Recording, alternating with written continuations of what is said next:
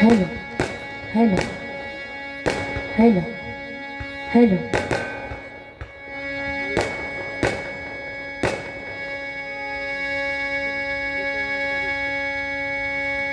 सर्वांनी ताट बसायचे. भगवान शिवजींचा महामंत्राचा या ठिकाणी आपल्याला सर्वांना जप करायचा आहे. ओम नमः शिवाय. ओम नमः शिवाय. ओम नमः शिवाय. ओम नमः शिवाय. ओम नमः शिवाय. ओम नमः शिवाय. ओम नमः शिवाय.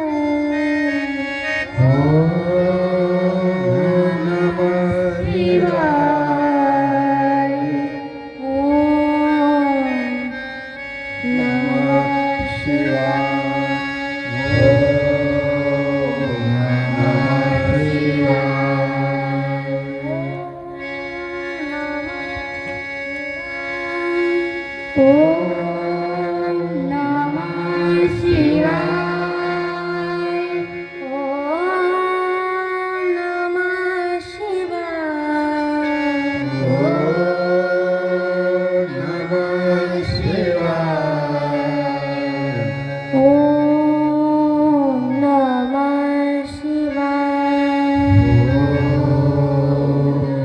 नमः शिवाय. हरि ओम नमः शिवाय. ओम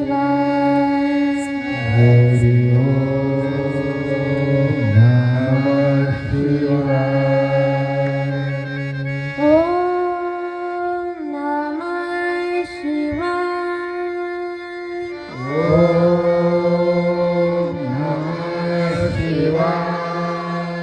ओम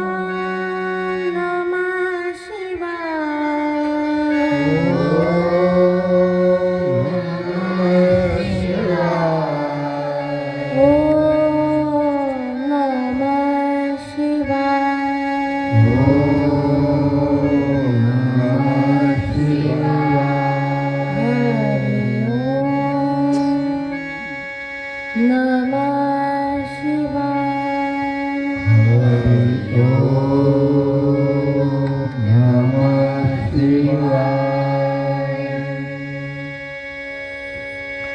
स्वस्ति श्री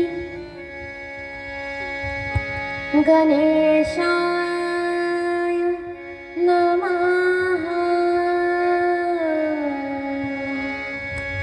श्री सरस्वते नमः.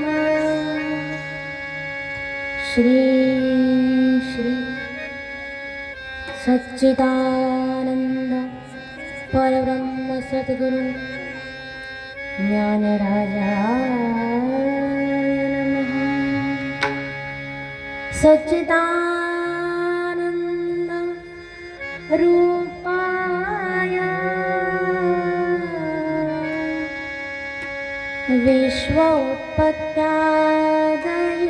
विश्वोत्पत्त्यादिहेतवे तापत्रय विनाशाय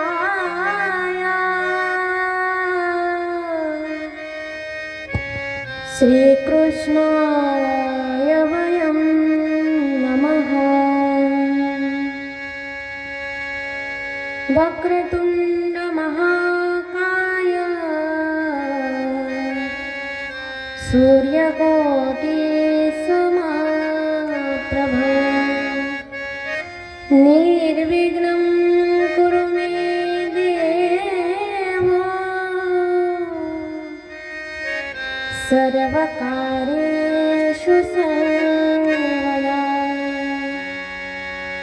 गुरुर्ब्रह्मा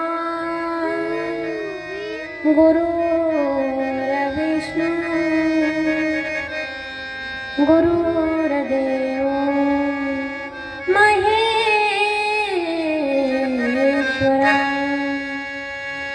गुरुर् साक्षात् परब्रह्म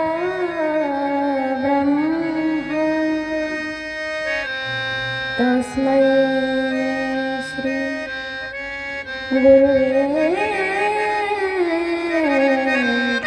नमः. जयाचा रथा एकच चक्र पाही नसे भूमी आकाश आधार काही असे सारथी पाहुणा जारठासी नमस्कार माझा त्या सूर्यनारायणासी कस्तुरी तिलकं ललाट पटले वक्षस्थले कौस्तुभम् नासाग्रे वरमौक्तिकं करतले वेणुकरे कङ्कणम्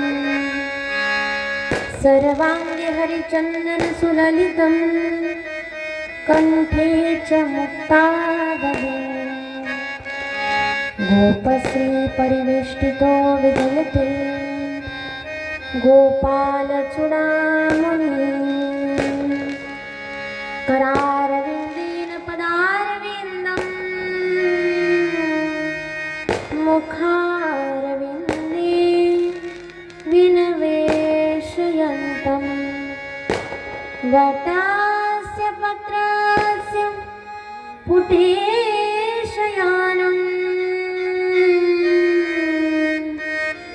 बालं कुंदा मनसा स्मरामि. या ठिकाणी भगवान गोपाल कृष्णांना आपल्याला या श्रीमद भागवत कथेमध्ये आवाहन करायचं आहे. सर्वांनी दोन्ही हात वरती करायचे. माता यशोदा हरि को पुकारे जागो उठो मोहन प्यारे द्वार खड़े गोप बुला रहे हैं गोविंद दामो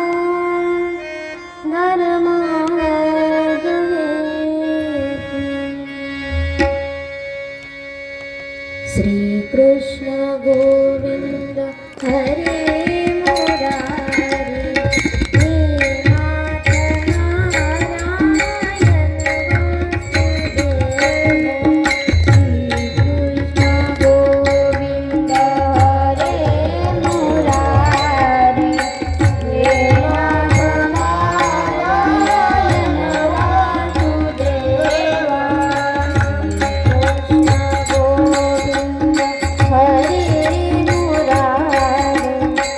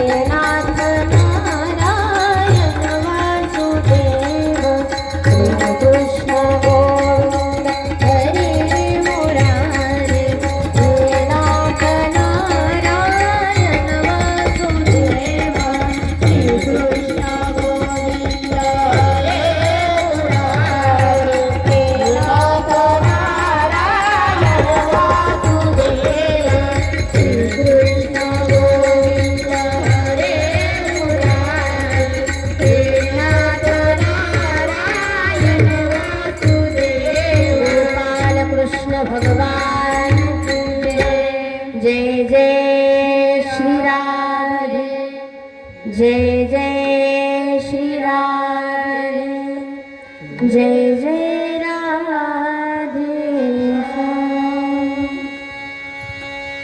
नित्यप्रती आराध्य दैवत भगवान गोपाल कृष्ण, नित्यप्रती आराध्य दैवत श्री राधाजी, उपस्थित समस्त माता भगिनी पिता गुणीजन वर्ग, साधू संत आत्मागण, आपणा सर्वांच्या चरणाला नतमस्तक होऊन, श्री दत्त प्रभूंच्या चरणी नतमस्तक होऊन आजच्या या श्रीमद भागवत कथेच्या 7व्या दिवसाच्या 7व्या सत्राला प्रारंभ करूया। मोठ्या प्रेमाने बोला, राधे राधे राधे राधे राधे राधे राधे राधे राधे राधे गोपाल कृष्ण भगवान की जय। आज या ठिकाणी या श्रीमद भागवत कथेचा कितवा दिवस आहे? 7वा दिवस आहे। नवे नवे म्हणायला हरकत नाही, आजचा हा शेवटचा दिवस आहे। गेल्या 6 दिवसापासून आपण या ठिकाणी या भगवंताच्या अनेक कथांचं श्रवण केलं, लीलांचं श्रवण केलेलं आहे। आणि या ठिकाणी आज 7वा दिवस आहे।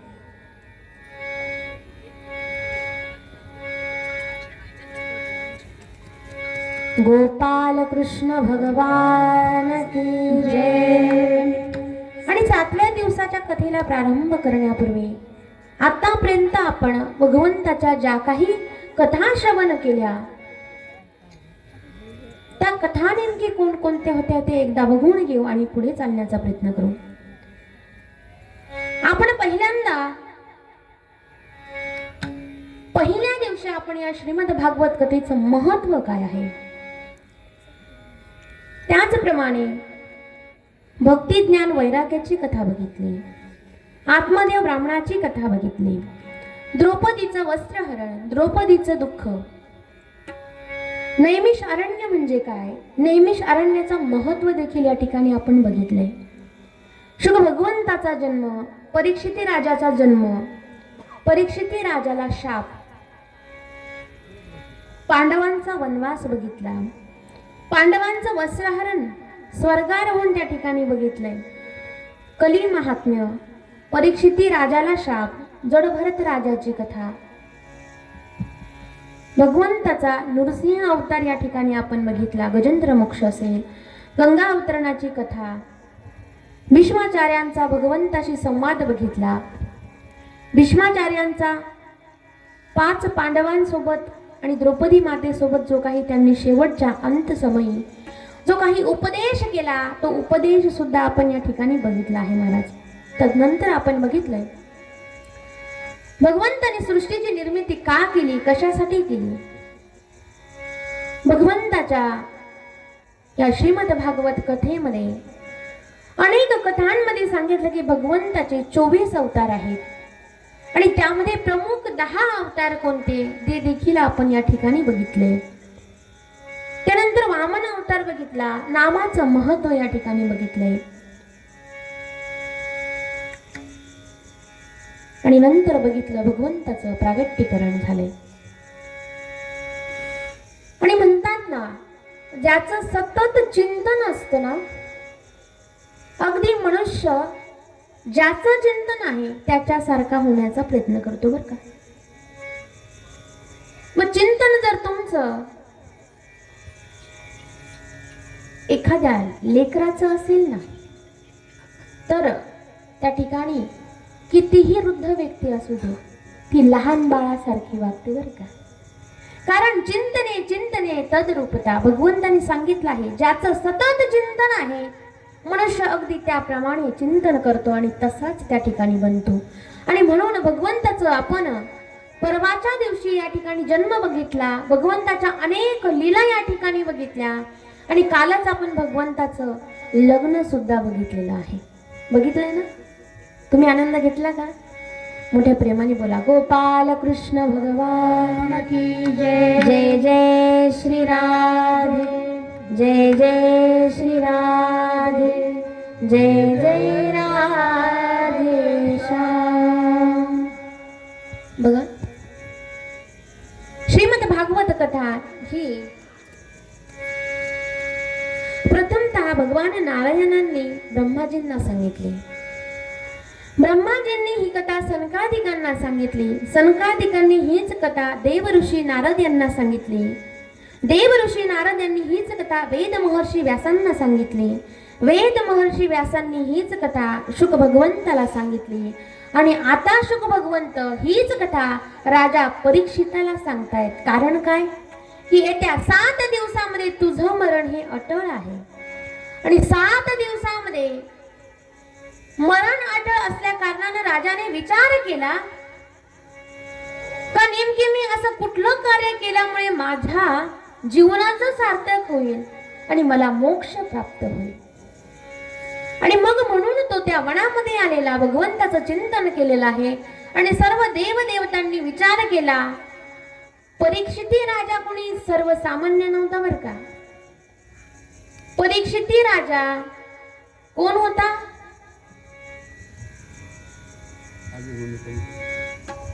तुम्ही जागे आहेत ना? ते आले बसले, त्यांच्याकडे काही पाहू नका. मी काय विचारलं? परीक्षिती राजा कोण होता?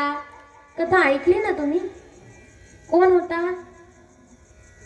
पांडवांचा वंश होता. पांडवांचा वंश होता आणि पांडव म्हणजे काही सर्वसामान्य नव्हते. धर्माचं राज्य म्हणजे एकमेव पांडवांचं राज्य होतं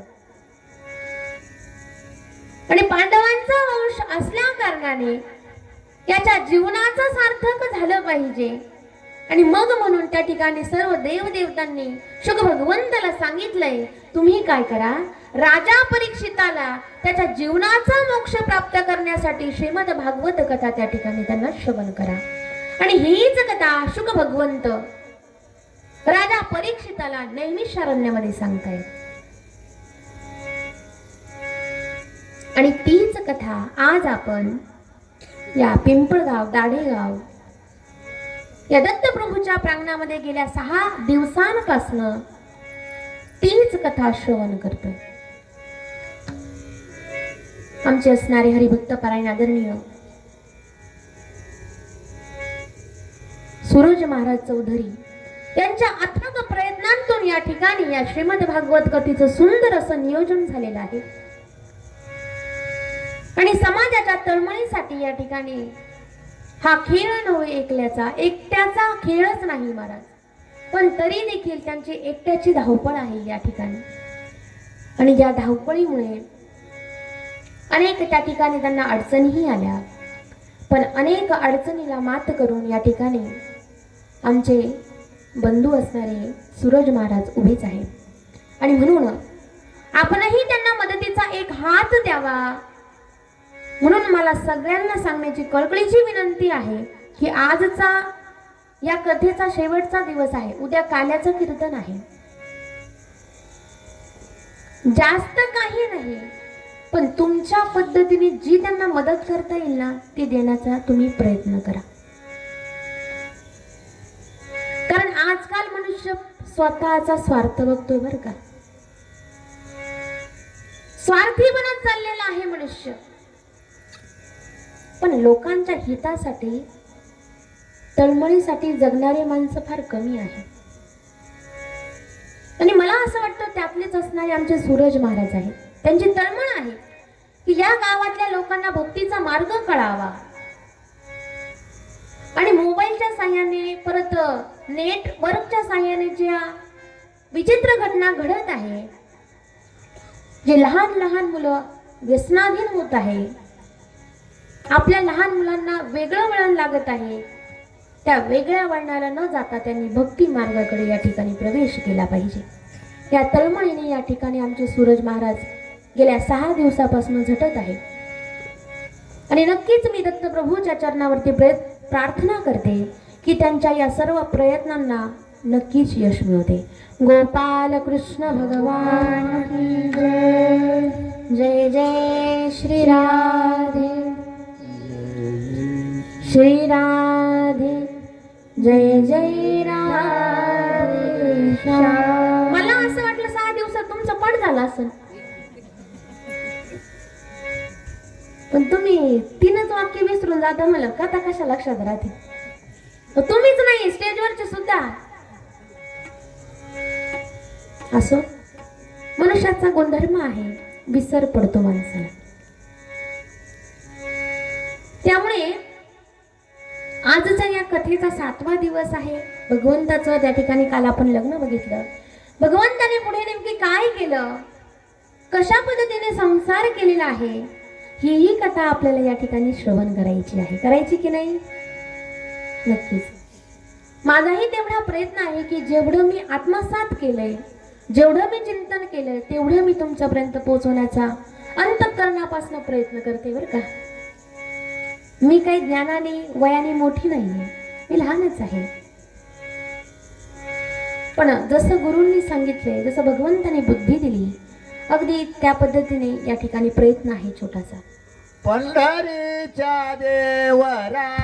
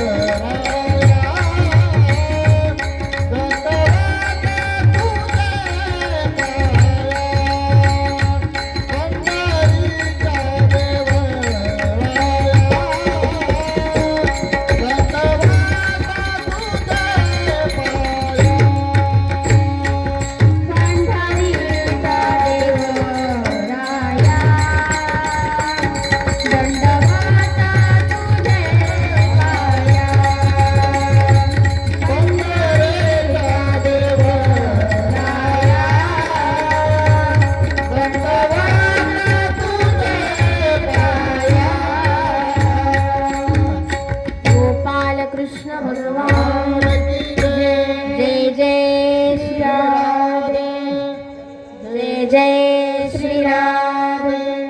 जय जय राधे श्याम. काय होतंय माहिती का, गेल्या 6 दिवसापासून सतत बोलल्या कारणामुळे कशाला त्रास होतो. थोडासा आवाज वाढवा फक्त, आणि बोलताना इकोचा टच द्या मला. या ठिकाणी आपण भगवंताच्या लग्नानंतरची नेमकी काय कथा आहे ती तर श्रवण करणारच आहोत. तत्पूर्वी मला अगदी तळमळीने सांगायचं हे आहे की या वारकरी संप्रदायाला लाभलेले जेवढे काही संत आहे ना महाराज, त्या संतांनी समाजाच्या हितासाठी कार्य केलेलं आहे बरं का. समाजासाठी तळमळ आहे त्या संतांची. आणि संत म्हटल्यानंतर आपण विचार करतो की संत म्हणजे पुरुष आहेत, असं नाही. संत महिला सुद्धा होऊन गेल्या बरं का. महिलांचा अधिकार काही कमी नव्हता, पण आजकाल महिला संतांचं जास्त त्या ठिकाणी वर्णन केलं जात नाही. आणि मी स्वतः महिला असल्या कारणानं आज मला सांगायची फार नितांत गरज वाटते की महिला सुद्धा कुठे कमी नाही बरं का. कारण हा वारसा इथून नाही, आमच्या महिला संतांपासून आहे. त्या जर मागे नाही तर आम्ही का. आजकाल स्त्री प्रत्येक क्षेत्रामध्ये पुढे आहे, प्रत्येक क्षेत्रात. बघा ना, वैद्यकीय क्षेत्र असेल, शिक्षण क्षेत्र असेल, नोकरी असेल, नवे नवे भारताच्या पंतप्रधान सुद्धा स्त्री होत्या. आणि एवढंच नाही, भांडायला सुद्धा पुढंच आहे. म्हणून काही साधक वर्ग त्या ठिकाणी संतांकडे आले आणि त्यांनी प्रश्न विचारला, का हो महाराज, या वारकरी संप्रदायाला लाभलेल्या ज्या संत जनाबाई महाराज आहेत त्यांचा एवढा अधिकार की त्यांनी आमच्या वारकरी संप्रदायाला लाभलेले जे दैवी अवताराचे संत आहेत त्यांचं चिंतन करावं, त्यांचं वर्णन करावं. सहजासहजी बघितल्यानंतर जनाबाई महाराजांचं चरित्र आपल्याला फक्त नामदेव महाराजांच्या घरी धुणं भांडी करणारी स्त्री आठवते, बरोबर की नाही? का जिने फक्त नामदेव महाराजांच्या घरी धुणं भांडी करावं, दास्य काम करावं, आणि तिचा एवढा अधिकार का तिने संत दैवी पुरुष कसे आहेत हे सांगावं. महाराज, अहो जनाबाई महाराजांचा अधिकार बघायला गेला ना तर एका जन्माची भक्ती नव्हती बरं का, 4 जन्माची भक्ती होती त्या ठिकाणी. ज्यावेळेस भगवंताने प्रभू रामचंद्रजींचा अवतार घेतला ना त्यावेळेस सुद्धा जनाबाई महाराज होत्या. कृष्ण अवतार घेतला त्यावेळेस सुद्धा जनाबाई महाराज होत्या. आणि कलियुगामध्ये जनाबाई महाराज हे नामदेव महाराजांच्या घरी दासी म्हणून काम करण्यासाठी त्या ठिकाणी त्यांनी जन्म घेतलेला आहे. जनाबाई महाराजांचं कार्य असं होतं महाराज की लहानपणीच जनाबाई महाराजांची आई त्या ठिकाणी मरण पावली आणि आई नसलेलं लेकरू नेमके काय करावं. एकदा गावामध्ये असंच जनाबाई महाराजांचं लक्ष गेलं की वारकरी सर्व दिंडीसाठी निघालेले होते. ती धावत पळत एवढीशी जनाबाई तिच्या वडिलांकडे आली आणि वडिलांना विचारलं, बाबा हे सर्व लोक कुठे चालले? तिच्या वडिलांनी सांगितलं, अगं जना, हे सर्व लोक पंढरपुरात चालले. म्हणे कशासाठी? म्हणे जगाचा जो पांडुरंग परमात्मा आहे ना त्याच्या दर्शनासाठी चाललेले आहे. म्हणे तो जगाचा पांडुरंग परमात्मा काय करतो? अगं तो काय नाही करत हे विचार. तो अनेकांचे दुःख त्या ठिकाणी दूर करतो आहे. म्हणे बाबा मला सुद्धा जायचं आहे आणि जगाचा चालक मालक पांडुरंग परमात्मा बघायचा आहे, त्याचं दर्शन घ्यायचं आहे. एवढ्याशा जनाबाईचा हट्ट बघितला आणि तिच्या बाबांनी ठरवलं काही हरकत नाही, आपण जाऊयात. जनाबाई महाराज आणि त्यांचे वडील त्या ठिकाणी गाठोडं बांधलं आणि दिंडीमध्ये त्या वारकऱ्यांसोबत त्या वारीला निघालेले आहे. आणि सदा भगवंताचं त्या ठिकाणी नामस्मरण नामचिंतन आहे महाराज. ज्ञानोबा तुकाराम, ज्ञानोबा तुकाराम, ज्ञानोबा तुकाराम, ज्ञानोबा तुकाराम, ज्ञानोबा तुकाराम, ज्ञानोबा तुकाराम, ज्ञानोबा तुकाराम, ज्ञानोबा तुकाराम, ज्ञानोबा तुकाराम, ज्ञानोबा तुकाराम, ज्ञानोबा तुकाराम, ज्ञानोबा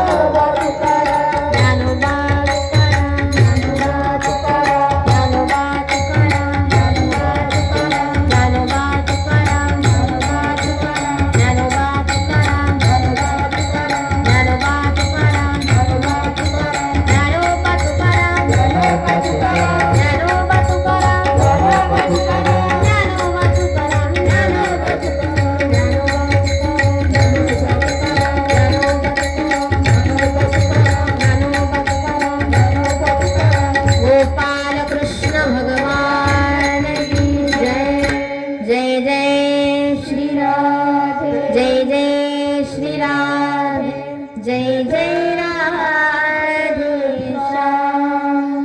आणि सुंदर पद्धतीने त्या ठिकाणी वारकरी पंढरपुरामध्ये आलेले आहेत. मजल दर मजल करत या ठिकाणी जनाबाई महाराज आणि त्यांचे वडील सुद्धा त्या ठिकाणी आले.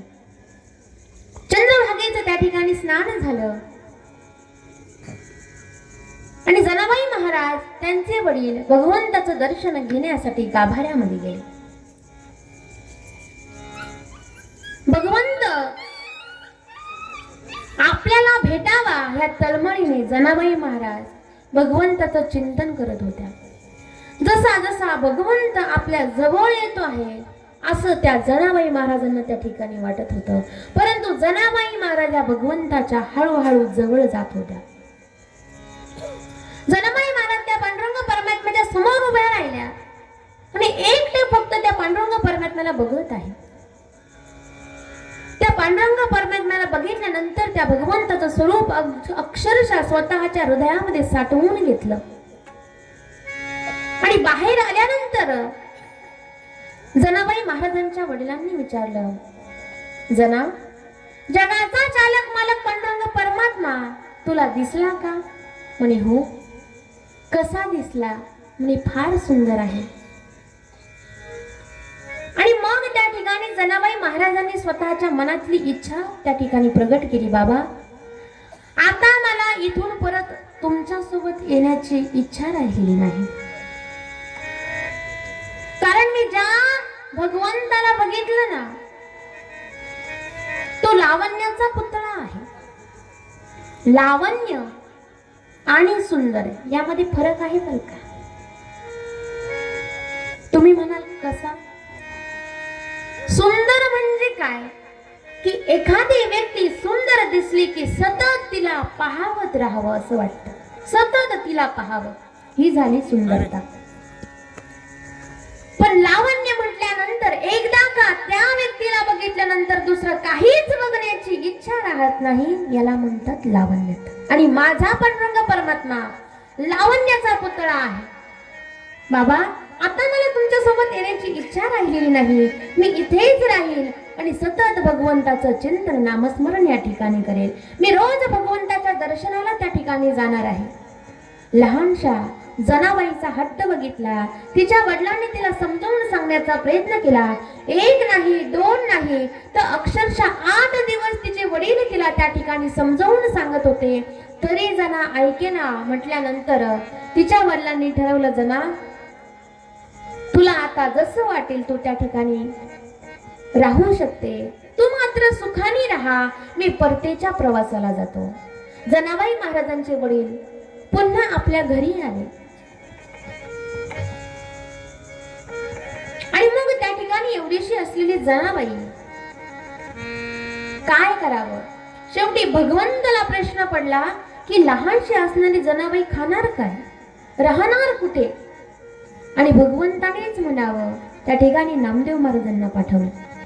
नामदेव महाराजांनी पाहिलं लहानशी असणारी जनाबाई आणि भगवंताच्या प्रती एवढं प्रेम आहे. जना, आजपासून तू काय कर, माझ्या घरी राहा आणि माझ्या घरी राहिल्यानंतर तू त्या ठिकाणी 2 वेळचं जेवण करू शकतेस आणि भगवंताचं चिंतन सुद्धा करू शकतेस. तिला आनंद झाला. नामदेव महाराजांचं मन किती मोठं आहे महाराज, संतांचं हृदय किती मोठं आहे की एका अनोळखी लहानशा मुलीला आपल्या घरामध्ये घ्यायला त्या ठिकाणी तयार झाले. जनाबाई महाराज नामदेव महाराजांच्या घरी आल्या कशासाठी? भगवंताचं चिंतन करण्यासाठी, भगवंताचं दर्शन करण्यासाठी. पण झालं उलट. नामदेव महाराजांच्या घरी किती माणसं राहत होते? 14 जणांचं त्या ठिकाणी कुटुंब होतं महाराज, 14 जणांचं. आणि त्या ठिकाणी नामदेव महाराजांनी सांगितलं, जना, तुला या 14 जणांचा स्वयंपाक करून भगवंताच्या दर्शनाला जायचंय. लहानशी असणारी जनाबाईने विचार केला, काही हरकत नाही म्हणे महाराज, मी यांचा स्वयंपाक करते आणि लगेच काय करते, दर्शनाला जाते. जनाबाई महाराज उठले त्या ठिकाणी, घाई घाईने 14 जणांचा त्या ठिकाणी स्वयंपाक बनवलाय. 14 जणांना त्या ठिकाणी जेवण जेव घातले आणि उठल्या आणि भगवंताच्या दर्शनाला जाण्यासाठी निघाल्या. नामदेव महाराजांनी परत आवाज दिला, अगं जना, कुठे चालली? मी देवाच्या दर्शनाला चालले. अगं हे 14 जण या ठिकाणी जेवून बसले आहेत, त्यांचे भांडे घासावे लागते. यांचे भांडे घासले की मग भगवंताच्या दर्शनाला जा. जनाबाई महाराज त्या 14 जणांचे त्या ठिकाणी भांडे घासू लागले. भांडे घासून झाले आणि ठरवलं आता भगवंताच्या दर्शनाला जायचंय. पुन्हा आवाज दिला, अगं जना, कुठे चालली? मी देवाच्या दर्शनाला चालले. अगं जना, दुपारचे 12 वाजलेले आहे. या सर्वांचे कपडे धुवायचे बाकी आहे. या सर्वांचे कपडे धुतले की मग तू काय कर, भगवंताच्या दर्शनाला जा. तिने विचार केला काही हरकत नाही. कपडे धुतले, दुपारचे 3 वाजले. आता भगवंताच्या दर्शनाला जाण्याची मला कुणीच या ठिकाणी वाट रोखू शकत नाही. पुन्हा आवाज दिला, अगं जना कुठे चालली? मी देवाच्या दर्शनाला चालले. अगं संध्याकाळचा स्वयंपाक बनवायचा आहे, दळण दळावं लागणार आहे. जनाबाई महाराज त्या ठिकाणी दळण दळायला बसल्या. दळण दळता दळता 6 वाजले. 6 वाजता जाण्यासाठी निघालेली जनाबाई पुन्हा सांगितलं स्वयंपाक बनावा लागणार. पुन्हा 6 ते 9 स्वयंपाक, 9 ते 12 भांडे, 12 ते 3 झोप, 3 ते 6 पुन्हा दळण. म्हणजे ह्या चक्रातून तिला बाहेर पडता आलं नाही. मग तिने विचार केला, मी भगवंताच्या दर्शनासाठी थांबले आणि इथं तर उलटच झालं. पण काही हरकत नाही, मी इथे राहून भगवंताचं चिंतन करेन. आणि जनाबाई महाराज भांडे घासताना, कपडे धुताना त्या ठिकाणी भगवंताचं चिंतन करायचे. सतत नामस्मरण होतं, विठ्ठल विठ्ठल विठ्ठल विठ्ठल विठ्ठल विठ्ठल विठ्ठल विठ्ठल विठ्ठल विठ्ठल विठ्ठल विठ्ठल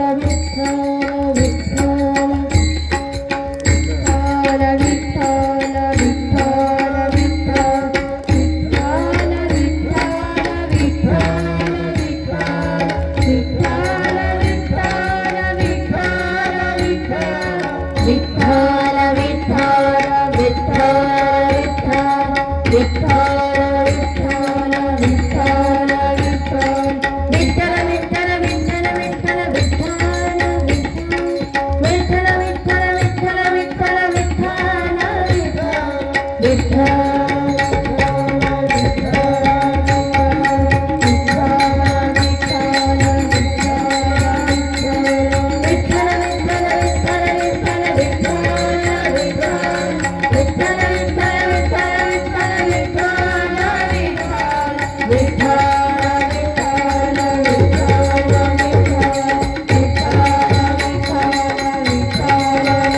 गोपाल कृष्ण भगवान जय जय जय श्री राधे, जय जय श्री राधे, जय जय राधे श्याम. आणि अशा पद्धतीने त्या ठिकाणी जनाबाई महाराजांचं भगवंताचं सतत त्या ठिकाणी नामस्मरण, नामचिंतन चालू झालं.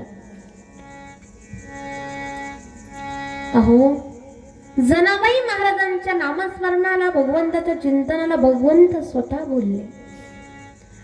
आणि भगवंत जनाबाई महाराजांना मदत करण्यासाठी त्या ठिकाणी येऊ लागले. झाड लोट करी जाणी, झाड लोट करी जाणी, झाड लोट करी जाणी, झाड लोट करी जाणी, झाड लोट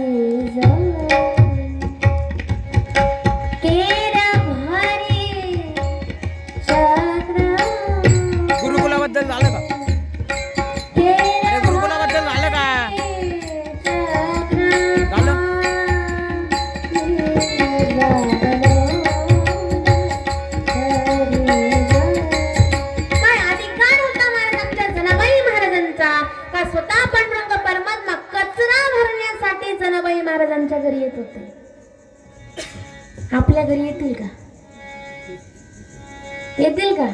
तुम्हाला काय वाटतं?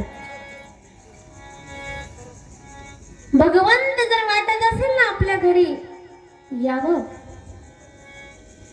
तर त्याच्यासाठी भक्तीही तेवढीच करावी लागणार आहे. अखंड दया तुझी प्रीती, अखंड दया तुझी प्रीती, अखंड दया तुझी प्रीती. दयाची संगती, मदत दयाची संगती, मदत दयाची संगती, मदत दयाची संगती.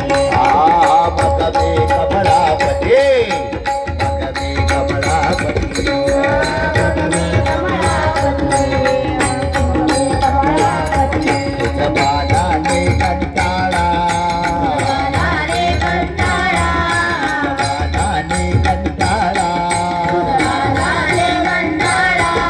पडून राहील तय गाई, पडून राहील तय गाई, पडून राहील तय गाई, पडून राहील तय गाई, पडून राहील तय गाई, पडून राहील तय गाई, पडून राहील तय गाई, उगाच संताची गाई,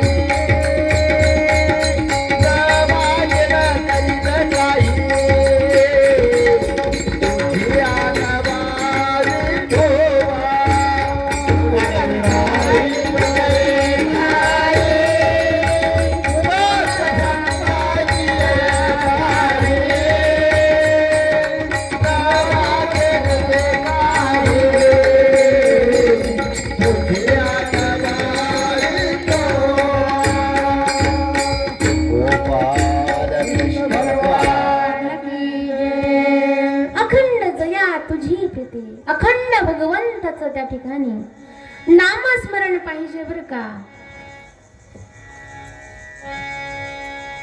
अखंड कोणतंही काम करा, कोणतंही करा, पण मुखाने मात्र भगवंताचं नामस्मरण करा. कामामध्ये काम काही म्हणा राम राम, स्वयंपाक करताना भगवंताचं नामस्मरण करा, भांडी घासताना त्याचं नामस्मरण करा, कपडे धुताना त्याचं नामस्मरण करा. पण आम्ही नामस्मरण करत, स्वयंपाक करायचा ठरला का टीव्ही लावायचा आणि गाणे वाजून द्यायचे मोठ्याने, चालू द्या स्वयंपाक. कपडे धुवायचे ठरले की तीच प्रक्रिया आहे. का बरं? फक्त मनाचं मनोरंजन झालं पाहिजे याच्यासाठी टीव्हीचा आवाज वाढवून द्यायचा, गाणे लावून द्यायचे, हरकत नाही, लावा गाणे. पण तेच गाणे भगवंताचे लावले तर काय चुकीचं होईल का? मनुष्याची प्रवृत्ती बदलत चालली महाराज. भगवंताचं नामस्मरण नाही, चिंतन नाही, आणि जर त्याचं चिंतन नसेल तर तो कशाला येईल? या ठिकाणी जनाबाई महाराजांचा अखंड अहोरात्र त्या ठिकाणी भगवंताचं नामस्मरण होतं. आमच्या जनाबाई महाराजांचा अधिकार एवढाच नव्हता महाराज. ज्यावेळेस संत कीर्तनाला उभे राहायचे ना, त्यावेळेस पाठीमागून जनाबाई सांगायच्या, नामदेव कीर्तन करे पुढे देवताचे पांडुरंग, सावध होई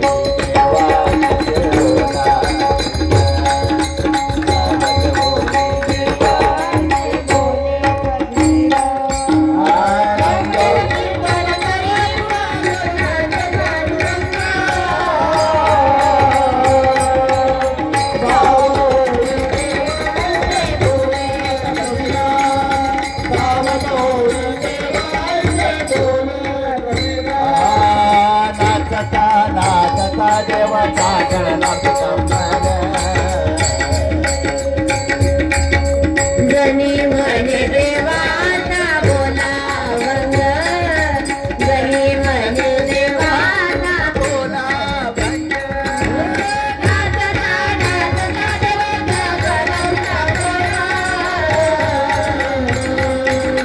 जनी म्हणे देवाचा भोळा भंग, जनी म्हणे देवाचा भोळा भंग.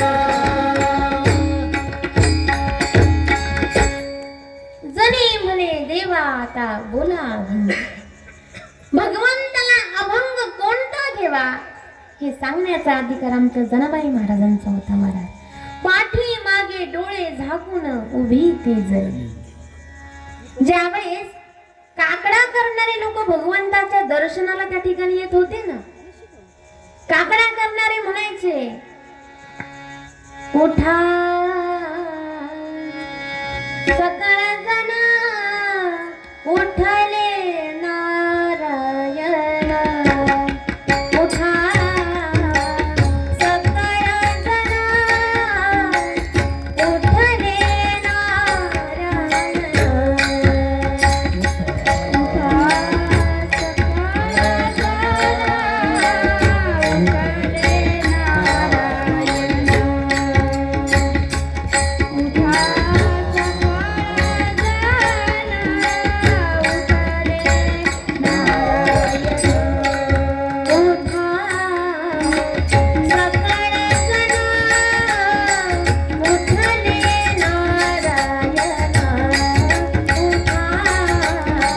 सकाळ जना उठले नारायण,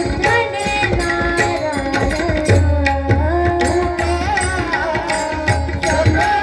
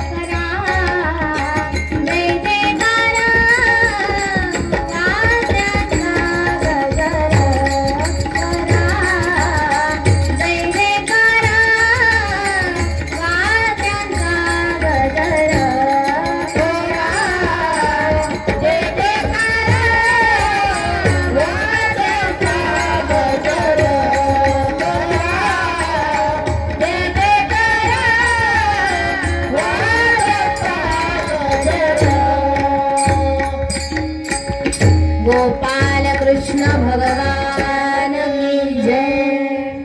त्या ठिकाणी असणारे सर्व पंढरपूर वासी भगवंताच्या काकड्यासाठी त्या ठिकाणी जमा झालेले असायचे आणि ते सांगायचे की उठा सकळ जन उठले नारायण, आनंदले मुनीजन तिन्ही लोक, करा जय जयकार वाद्यांचा गजर. पण एक लक्षात घ्या, ज्यावेळेस त्या ठिकाणी सर्व संत मंडळी काकड्यासाठी जमा होत असायचे ना, त्यावेळेस आमचे जनाबाई त्या ठिकाणी ब्रह्ममुहूर्तावरती दळण दळायचं काम करायचे आणि तेथून भगवंताला आवाज द्यायचा, हे देवा मी या ठिकाणी दळण दळायला बसलेले आहे बरं का, मी तुझ्या काकड्यासाठी तुझ्या गाभाऱ्यात येऊ शकत नाही. मग काय कर, तूच या ठिकाणी ये ना. सुंदर माझे जाते गा फिरते बहुतुके, कोऱ्या गाऊ बहुतुके तुके रे बाळूला. सुंदर माझे जाते गा फिरते बहुतुके, कोऱ्या गाऊ बहुतुके तुके रे बाळूला. सुंदर माझे जाते गा फिरते बहुतुके, कोऱ्या गाऊ बहुतुके तुके रे बाळूला.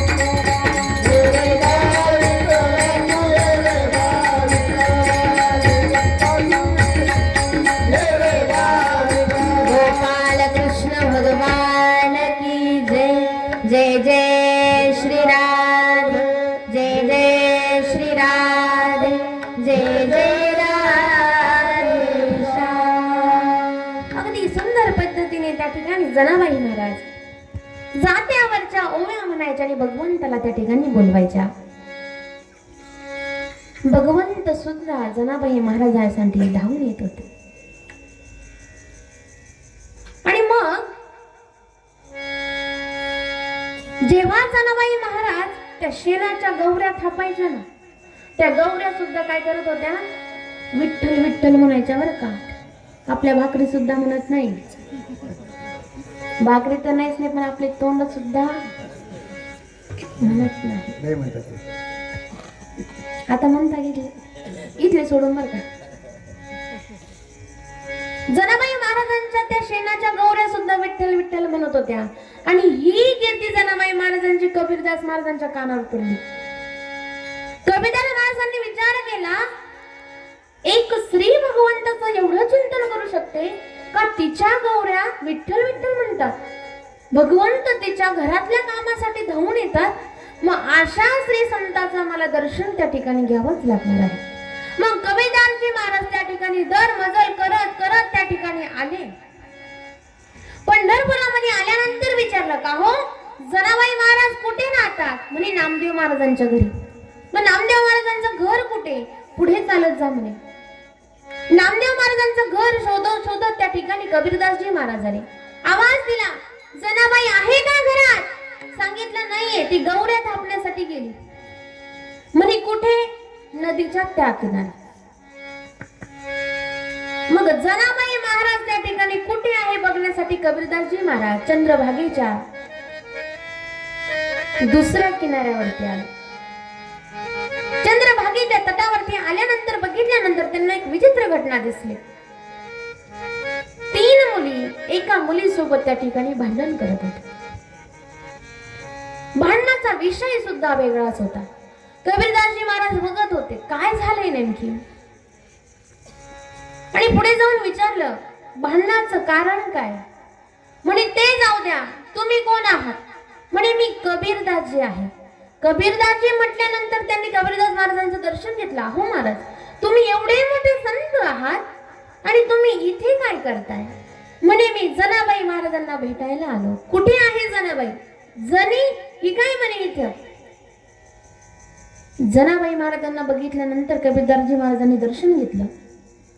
आणि मग त्या ठिकाणी जनाबाई महाराजांनी सुद्धा त्यांचं दर्शन घेतलं.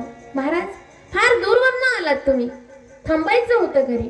म्हणे नाही, मला दर्शनाची एवढी उत्कंठा लागली होती का मी तुमचा पत्ता शोधून या ठिकाणी आलो.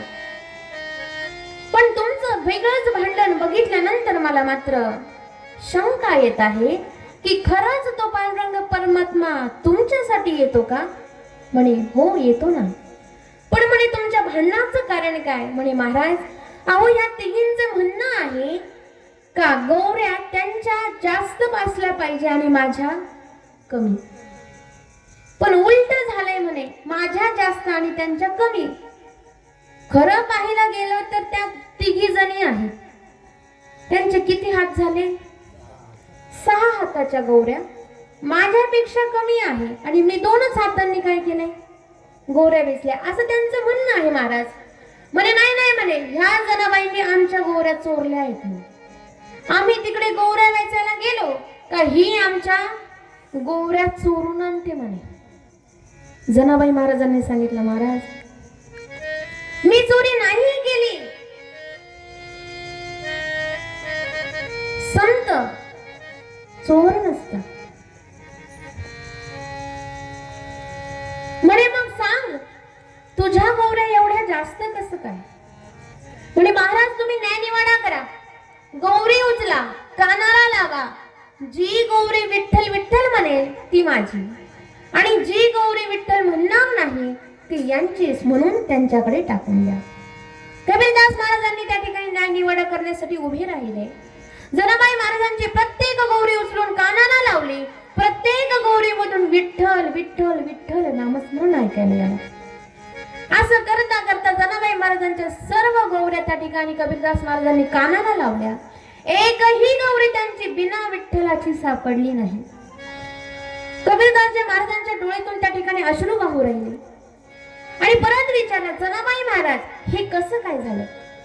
म्हणे, महाराज माझे 2 हात आहे आणि माझ्या काळ्याचे 4 हात. भगवंताचे किती हात आहे?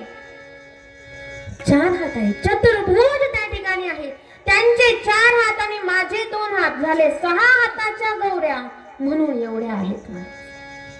कबीरदासजी महाराजांना फार आश्चर्य वाटलं. त्यांनी घाई घाई त्या गौऱ्याचं गाठोडं बांधलेलं आहे आणि सांगितलं, जनाबाई महाराज, जो पांडुरंग परमात्मा तुमच्या गौऱ्या वेचण्यासाठी येतो ना, त्या पांडुरंग परमात्म्याचं मला त्या ठिकाणी दर्शन करायचं आहे, तुम्ही लगेच घेऊन चला. म्हणे, तुम्हाला काय करायचंय? त्या काळ्याचं दर्शन करायचंय? म्हणे, हो. त्याचं दर्शन करण्यासाठी तिकडं जायची गरज नाही, मी त्याला इथंच बोलवते ना, इथं बोलवणार आहे. म्हणे, हो, बोलवा ना. मग जनाबाई महाराज चंद्रभागेच्या ह्या किनाऱ्यावरती उभे राहून त्या पांडुरंग परमात्म्याला हाक मारतात. ये ग ये ग ये ग ये ग विठाबाई माझे पंढरीचे आग, ये ग ये ग ये ग ये ग विठाबाई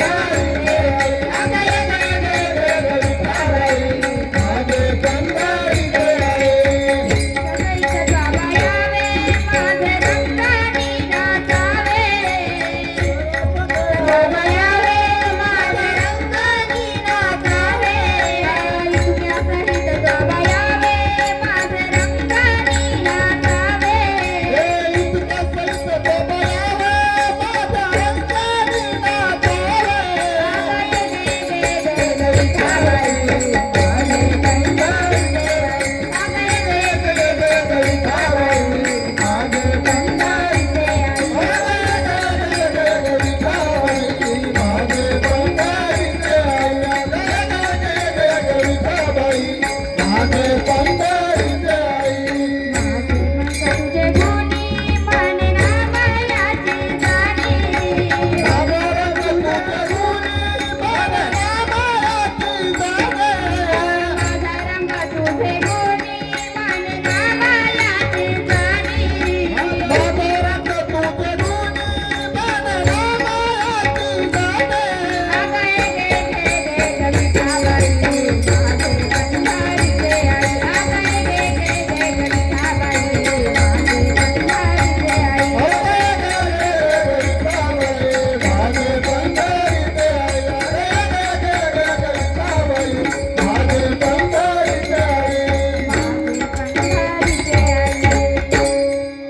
गोपाल कृष्ण भगवान की जय.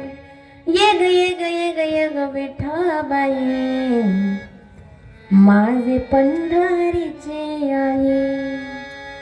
या ठिकाणी त्या जनाबाई महाराजांनी चंद्रभागेच्या किनाऱ्यावरून भगवंताला आवाज दिला आणि पांडुरंग परमात्मा जनाबाई महाराजांसाठी धावून आलेला आहे. महाराज जसा तो धावून आला, अगदी चतुर्भुज रूप घेऊन त्या ठिकाणी कमरेवरती 2 हात ठेवलेले आहेत आणि जनाबाई महाराजांकडे बघत असताना कबीरदासजी महाराजांनी बघितलं, जनाबाई महाराज, अहो तुमचा केवढा अधिकार आहे का पांडुरंग परमात्मा तुमच्या एका हाकेसाठी धावून येतो.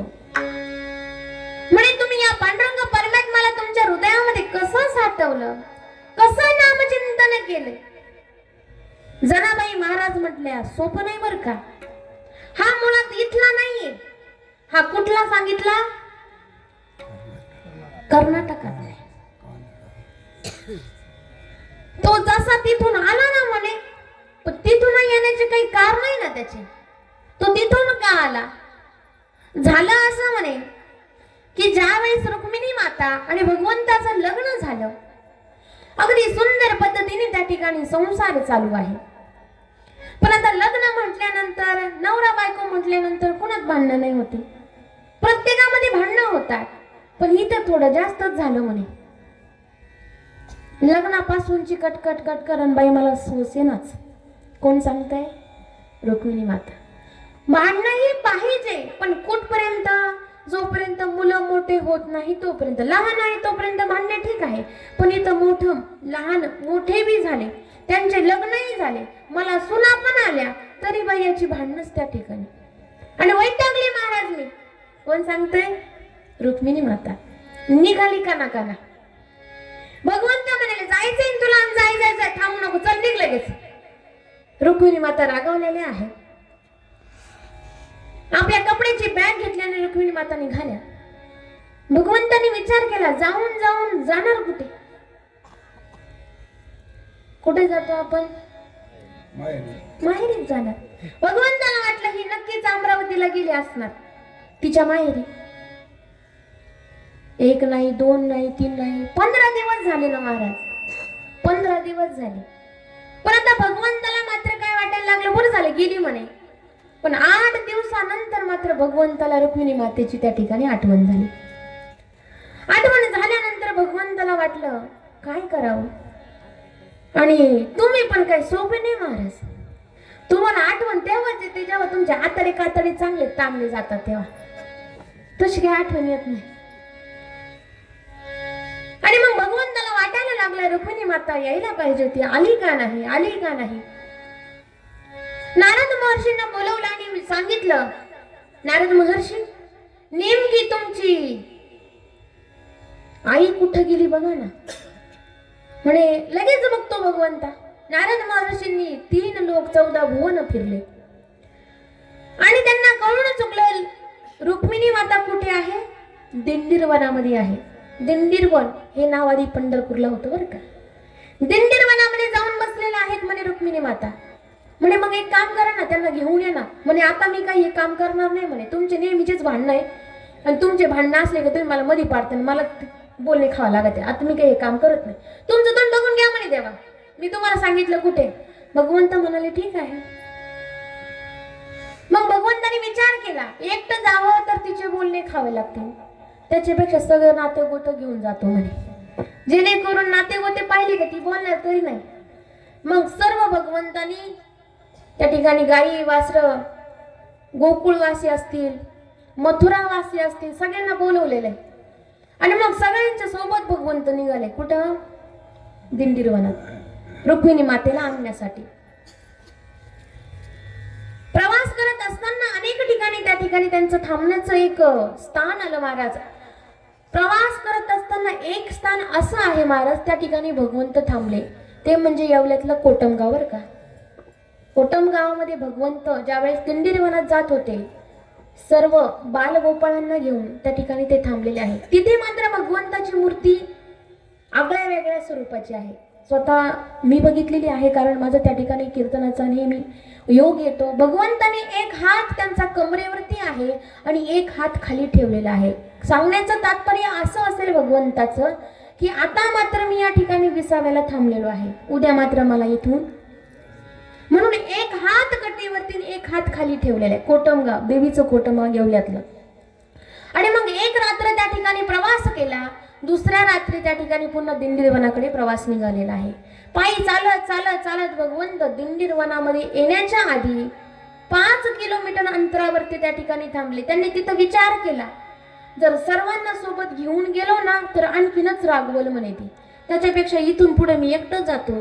सर्व बालगोपाळांना 5 किलोमीटर अंतरावरती त्या ठिकाणी थांबवलेलं आहे. त्याला म्हणतात गोपाळपुरा. पाहिले ना तुम्ही? पंढरपूरला गेले ना? कोणी कोणी पाहिलं? हात वरती करा. म्हणजे आपण सर्व भगवंताचेच या ठिकाणी भक्त आहोत. मग त्या ठिकाणी थांबले, त्याला नाव पडलं गोपाळपुरा. भगवंत पुढे एकटेच निघालेले आहेत. दिंडीर वनामध्ये येण्याच्या आधी त्यांना फक्त भक्त पुंडलिकाची कीर्ती कानावर पडली. त्यांनी विचार केला, एकदा त्या भक्ताला त्या ठिकाणी भेटतो आणि मग रुक्मिणी मातेला काय करतो, रुसवा काढण्यासाठी जातो. पण झालं असं की त्या ठिकाणी भगवंत स्वतः गेले, पण भक्त पुंडलिक त्या ठिकाणी आई वडिलांच्या सेवेमध्ये मग्न होता. भक्त पुंडलिकासाठी उभा राहिला विटेवरी, भक्त पुंडलिकासाठी उभा राहिला विटेवरी, धनी मलाही दाखवाना विठुरायाची पंढरी, धनी मलाही दाखवाना विठुरायाची पंढरी. भक्त पुंडलिकासाठी उभा राहिला विठुराया, भक्त पुंडलिकासाठी उभा राहिला विठुराया, धनी मलाही दाखवाना विठुरायाची पंढरी, धनी मलाही दाखवाना विठुरायाची पंढरी. पुंडलिकासाठी उभा राहिला विटेवरी, भक्त पुंडलिकासाठी उभा राहिला विटेवरी, धनी मलाही दाखवाना विठुरायाची पंढरी, धनी मलाही दाखवाना विठुरायाची पंढरी. भक्त पुंडलिकासाठी उभा राहिला विठुराया, भक्त पुंडलिकासाठी उभा राहिला विठुराया, धनी मलाही दाखवाना विठुरायाची पंढरी, धनी मलाही दाखवाना विठुरायाची पंढरी. तो भक्त पुंडलिका होता पापी आणि दुष्ट, आई बापाची केली सेवा सारे पाप झाले नष्ट. भक्ती पाहून भक्ताला, भक्ती पाहून भक्ताला आला भेटाय श्रीहरी, धनी मलाही दाखवाना विठुरायाची पंढरी, धनी मलाही दाखवाना विठुरायाची पंढरी.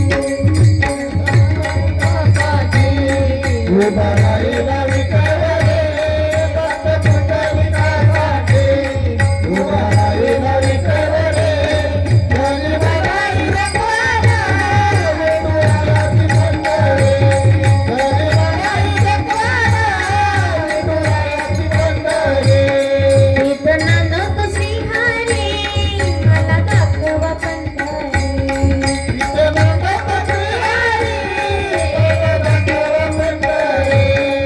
एक वैशेची मुलगी भक्ती करून धन्य झाली, काळूपात्राला देवाना मंदिरात जागा दिली. संत तुकोबा शेजारी, संत तुकोबा शेजारी आहे नामदेव पायरी, धनी मलाही दाखवाना विठुरायाची पंढरी, धनी मलाही दाखवाना विठुरायाची पंढरी. भक्त पुंडलिकासाठी उभा राहिला विठुराया, भक्त पुंडलिकासाठी उभा राहिला विठुराया, धनी मलाही दाखवाना विठुरायाची पंढरी, धनी मलाही दाखवाना विठुरायाची पंढरी. धनी मलाही दाखवाना विठुरायाची पंढरी, धनी मलाही दाखवाना विठुरायाची पंढरी. गोपाल कृष्ण भगवान की जय.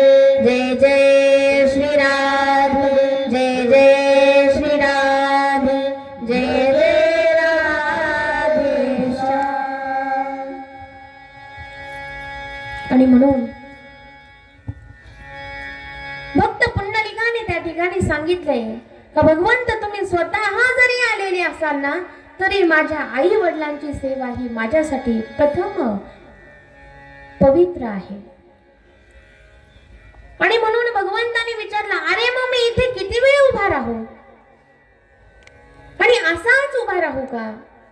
तर मग मात्र त्या ठिकाणी भक्त पुंडलिकाने एक वीट त्या ठिकाणी दिली आणि त्या विटेवरती भगवान पांडुरंग परमात्मा दोन्हीही चरण समान ठेवून त्या विटेवरती 2 हात कटेवरती ठेवून भगवंत 28 युगांपासून त्या ठिकाणी उभेच आहे.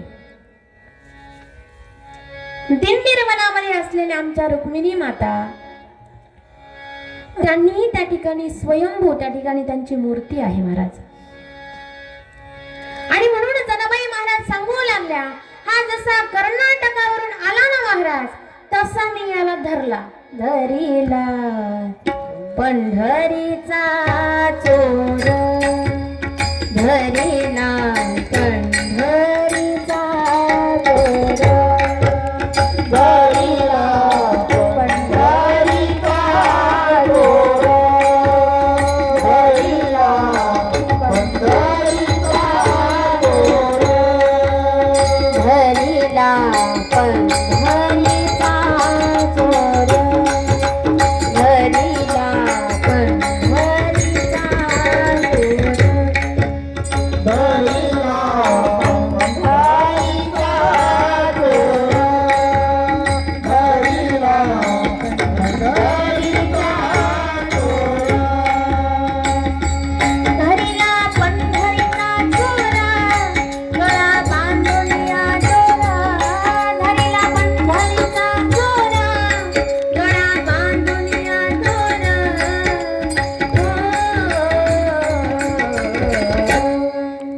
धरीला पंढरीचा चोरा, धरीला पंढरीचा चोरा, धरीला पंढरीचा चोरा. धरीला पंढरीचा चोरा, गळा बांधून या चोरा, धरीला पंढरीचा चोरा, गळा बांधून या चोरा.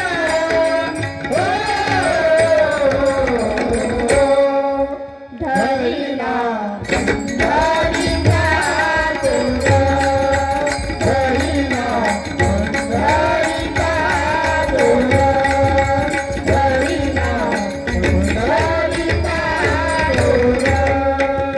गोपाल कृष्ण भगवान की जय. जय जय श्री राधे, जय जय श्री राधे, जय जय राधेश्याम.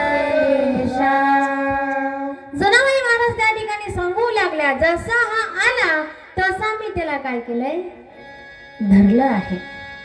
आणि म्हणून पंढरीमध्ये 28 युगांपासून उभा असणारा पांडुरंग परमात्मा हा कोण आहे, भगवान श्रीकृष्णच आहे महाराज. आणि त्याच श्रीकृष्णांची कथा आपण गेल्या 6 दिवसापासून या ठिकाणी श्रवण करत आहोत.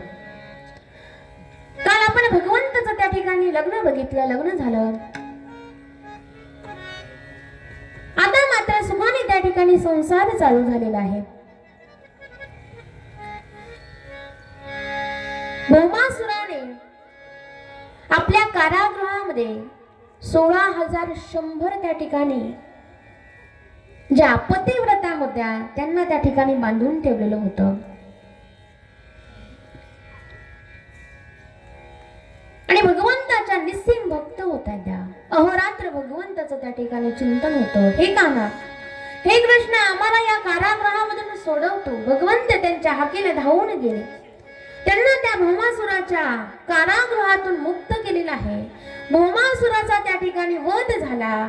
पण मग मात्र त्या 16,100 ज्या स्त्रिया होत्या त्या भगवंताला बोलू लागल्या, देवा, आम्हाला आमचे पती आता घरामध्ये घेणार नाही. आम्हाला इथंच प्राणत्याग करावा लागेल. कारण आम्ही अनेक वर्ष ह्या भौमासुराच्या कारागृहामध्ये थांबलेलो होतो. आमच्या चरित्रावरती त्या ठिकाणी शिंतोडे उडवले जातील. देवा, अहो, फार लांबचं काही नाही. तुम्ही जेव्हा राम अवतार घेतला आणि सीता मैया 6 महिन्यासाठीच रावणाच्या तावडीमध्ये होते, तरी समाजाने सीता मैयावरती शिंतोडे उडवलेले आहे. मग आम्ही देखील काही वेगळ्या नाही, तर आम्हाला काय करावं ते सुचेना. आम्ही ह्याच ठिकाणी काय करतो, प्राणत्याग करतो. भगवंताने सांगितलं, काळजी करण्याची काही गरज नाही, मी तुमच्या सोबत लग्न करतो. भगवंताने सामूहिक विवाह त्या 16,100 स्त्रियांसोबत त्या ठिकाणी केला.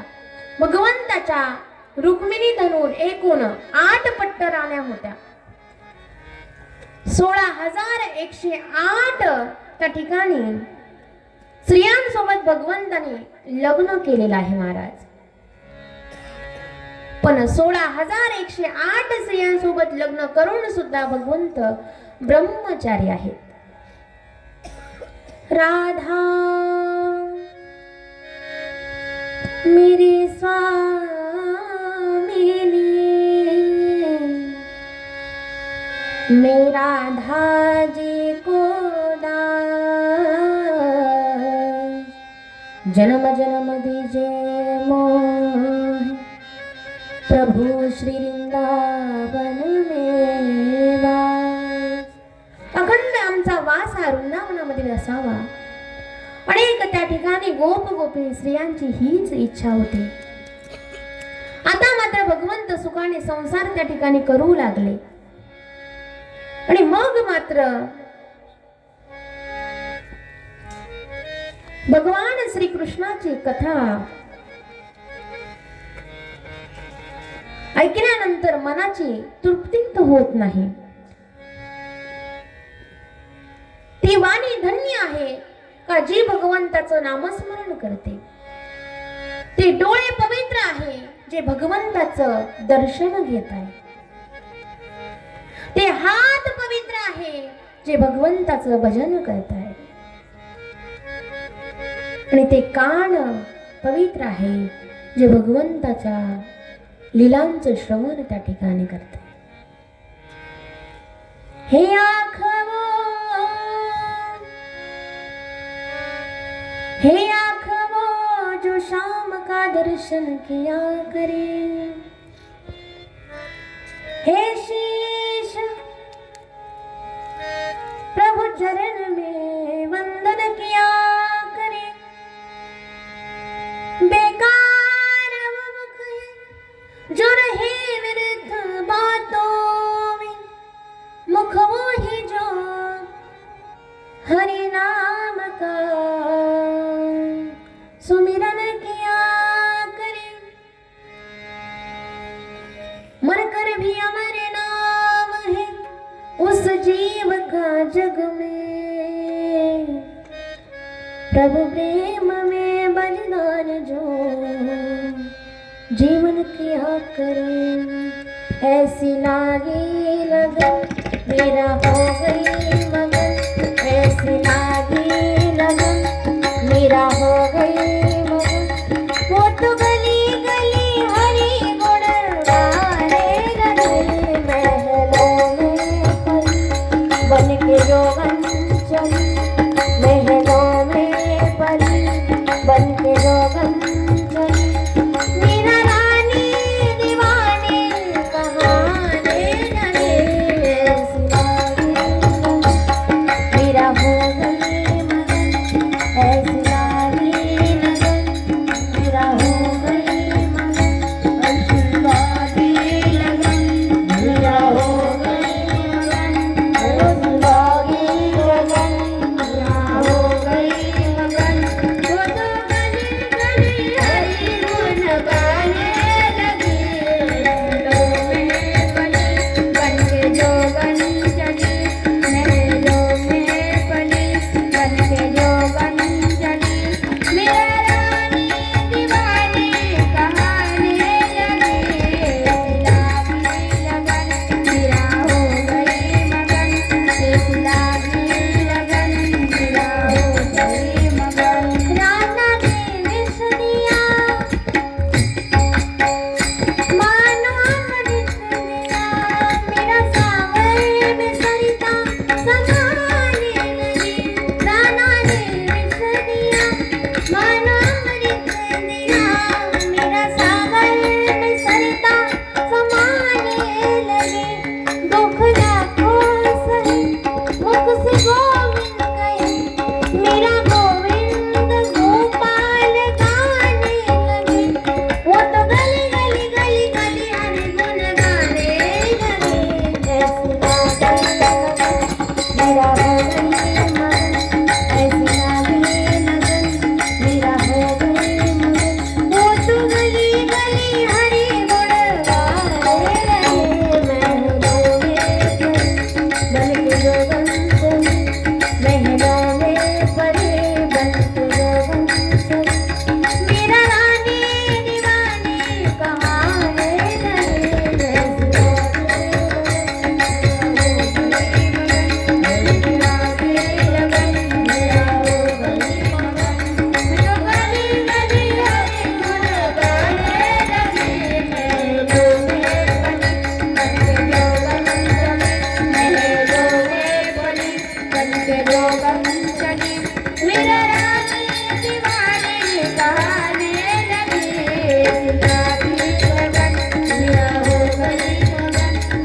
लागी गगन मीरा हो कधी मगन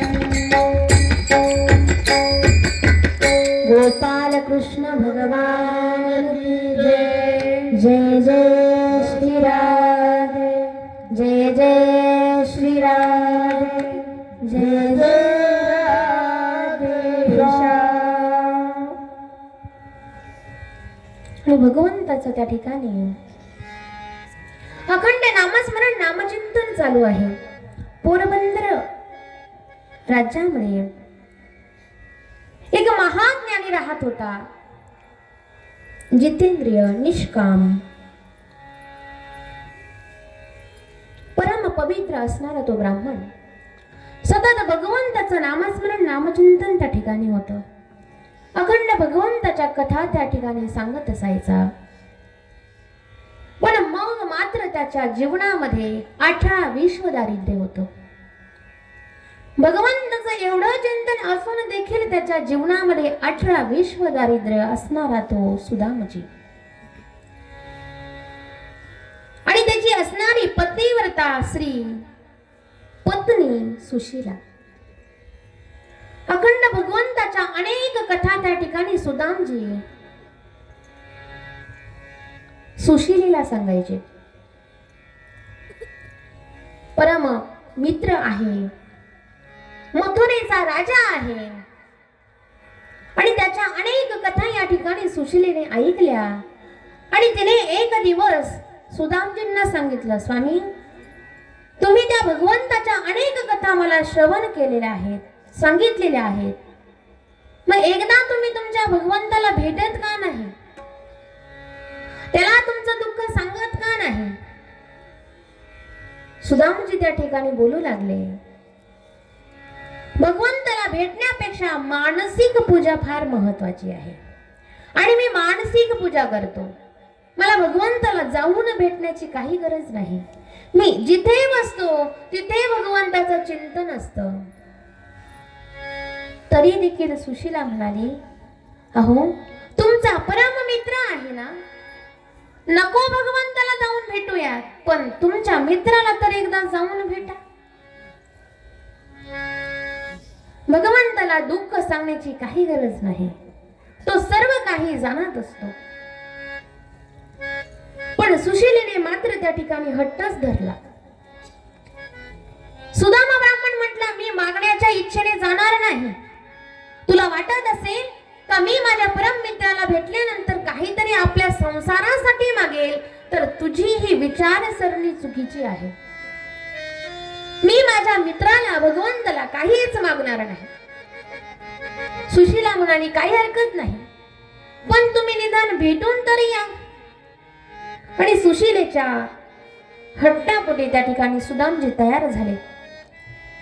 भगवंताला भेटायला जायचे, नवे नवे माझ्या परम मित्राला भेटायला जायचे, रिकाम्या हाती कसं जाऊ, आणि घरामध्ये देण्यासाठी तर काहीच नाही. सुशीला उठली आणि तिने 4-2 घरामध्ये जाऊन मुठभर पोहे मागून आणले. मुठभर पोहे मागून आणल्यानंतर त्या फाटक्या धोत्रामध्ये त्या ठिकाणी बांधले.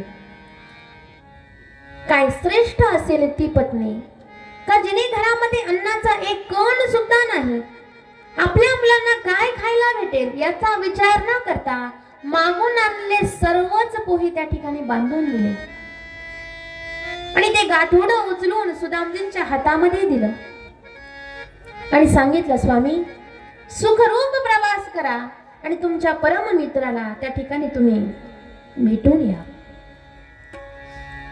आणि सुदामजी त्या ठिकाणी भगवंताचं परम मित्राचं दर्शन करण्यासाठी चालू लागले. मजल दर मजल करत चालत चालत सुदामजी थकले. भर उन्हामध्ये पोटामध्ये अन्नाचा कणही नाही, फाटलेलं धोतर त्या ठिकाणी घातलेलं आहे, अंगावरती पंजा सुद्धा नाही, अशा स्थितीमध्ये असणारा तो सुदामजी आणि भगवंताच्या तीव्र भेटण्याच्या इच्छेमुळे चालत आहे. मात्र चालता चालता त्याला त्या ठिकाणी मूर्छा आली, तो तिथेच पडला. भगवंताने गरुडांना सांगितलं, जा तुम्ही सुदामजींना त्या ठिकाणी आपल्या मथुरेमध्ये आणून सोडा. भगवंताच्या सांगण्यावरून त्या ठिकाणी गरुडजी गेले, सुदामजींना उचललेलं आहे आणि मथुरेमध्ये आणून सोडलं. सुदामजी ज्यावेळेस उठून बघताय त्यावेळेस कुठे आहे मी एका गृहस्थाला विचारलं, तुम्ही मथुरेमध्ये आहात. म्हणे एवढ्या लवकर मी कसं आलो? जणू काही मला असं वाटलं मी सकाळी निघालो आणि संध्याकाळी मथुरेमध्ये पोहोचलो. गेल्या 7 दिवसाचा त्या ठिकाणी प्रवास होता महाराज. अन्नामध्ये पोटामध्ये अन्नाचा कण नव्हता. भुकेने तहानेने व्याकुळ झालेले सुदामजी होते. पण इच्छा होती आपल्या परम मित्राला त्या ठिकाणी भेटण्याची.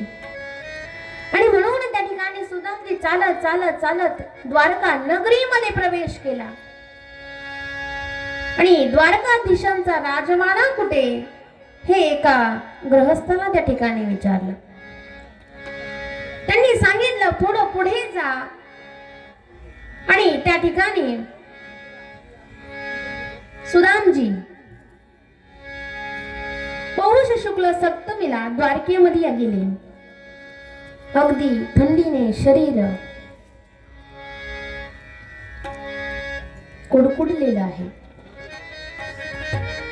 सकाळची थंडी आहे, दुपारचा भर उन्हाळा आहे. अशा तापलेल्या त्या तपतप्या धरणीवरून सुदामजी पायामध्ये चप्पल नसताना चालत आहे. हातामध्ये काठी घेतलेली आहे आणि चालताना मात्र त्यांना त्या ठिकाणी चक्कर येत आहे, मूर्छा येते. तरी देखील भगवंताला भेटण्याच्या इच्छेने त्या ठिकाणी ते चालू लागले. चालत चालत त्या ठिकाणी द्वाराजवळ आले. द्वारपाल त्या ठिकाणी उभे होते. त्यांनी विचार केला, हा भिकारी इथे कशासाठी आला असेल? सुदामजी ज्यावेळेस पुढे निघाले त्यावेळेस सांगितलंय, अहो थांबा म्हणे, कुणाला भेटायचंय तुम्हाला? श्रीमन्नारायण श्रीमन्नारायण